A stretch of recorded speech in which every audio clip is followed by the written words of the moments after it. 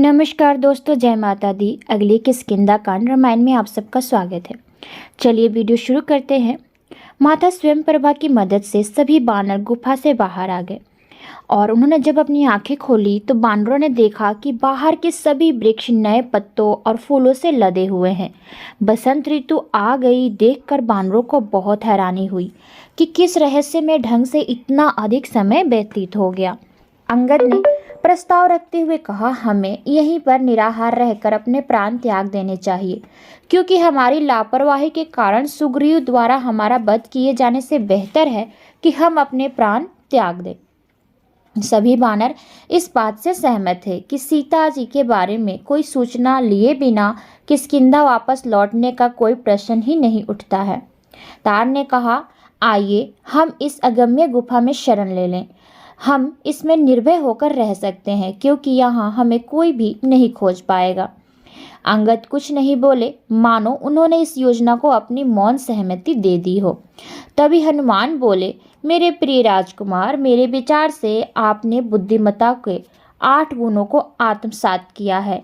ये 8 गुण हैं: दूसरों की राय सुनने की प्रवृत्ति रखना, पर्याप्त मानसिक नियंत्रण होना ताकि दूसरे लोग जो कह रहे हैं उसे वास्तव में सुनना, जो कहा जा रहा है उसके बुनियादी अर्थ को समझ पाने में सक्षम होना, अच्छी स्मृति, किसी प्रस्ताव के पक्ष में तर्क करने की क्षमता, किसी प्रस्ताव के विरोध में तर्क करने की क्षमता, दूसरों की बातों में छुपे अर्थ की गहन अंतर्दृष्टि और सच्ची बुद्धिमत्ता।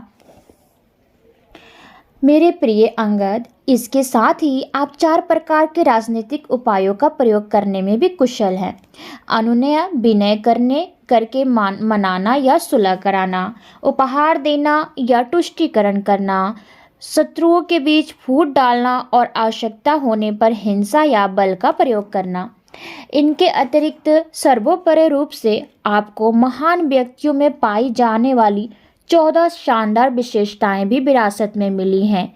ये हैं समय व स्थान की अनुभूति, दृढ़ता, सभी प्रकार की कठिनाइयों को सहन करने की क्षमता, सभी विषयों का ज्ञान, विशेषज्ञता, साहस, दूसरों के राज को अपने तक सीमित रखना, निरंतरता, नायकत्व, शत्रु की तुलना में स्वयं की शक्ति का मूल्यांकन करने की क्षमता, दूसरे लोगों द्वारा की गई सेवाओं की सराहना करना, समर्पित आत्माओं के प्रति दया भाव, अन्यायी व्यक्ति की उपस्थिति में आक्रोश का अनुभव करना और कर्तव्य निर्वाह करने में निरंतरता।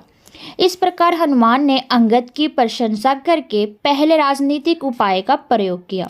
इसके बाद उन्होंने बानरों में थोड़ा मतभेद पैदा करके तीसरे राजनीतिक उपाय का प्रयोग किया, जिसके कारण उनमें इस बात को लेकर बहस छिड़ गई कि अब उन्हें क्या करना चाहिए। अंततः हनुमान ने अंगद को डराते हुए कहा, यदि आप इस गुफा में रहने की अपनी मूर्खतापूर्ण योजना को लागू करते हैं तो शीघ्र ही आपका विनाश हो जाएगा। वर्तमान स्थिति में दूसरे बानर आपके प्रति निष्ठावान नहीं रहेंगे। इसके परिणाम स्वरूप लक्ष्मण यह पता लगा लेंगे कि आप कहाँ छिपे हैं और वह आपके व अन्य बानरों के साथ ही इस गुफा को ध्वस्त कर देंगे। दूसरी ओर यदि आप किष्किंधा लौट जाते हैं तो सुग्रीव निश्चित ही आपको क्षमा कर देंगे, और चूंकि आप ही एकमात्र पुत्र हैं इसलिए बाद में वो आपको राज्याभिषेक भी कर देंगे। परंतु अंगद ने वितर्क किया, आप सुग्रीव का अति मूल्यवान कर रहे हैं और यह भूल रहे हैं कि वह अपने बड़े भाई की पत्नी के साथ आनंद भोग कर रहे हैं। सुग्रीव ने जानबूझकर राम को दिए गए वचन की अवहेलना की और लक्ष्मण द्वारा धमकाए जाने के बाद भी वचन पूरा करने के लिए कार्य आरंभ किया। जो भी घर लौटना चाहे वह जा सकता है, परंतु मैं निराहार रहकर यहीं प्राण त्याग दूंगा।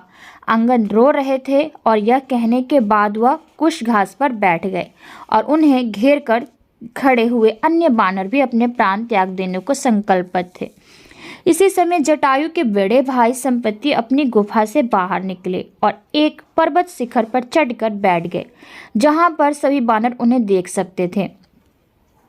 अत्यधिक प्रसन्न होकर वह स्वयं से बोले, सौभाग्यवश लंबे समय के बाद मुझे कुछ भोजन मिल गया है।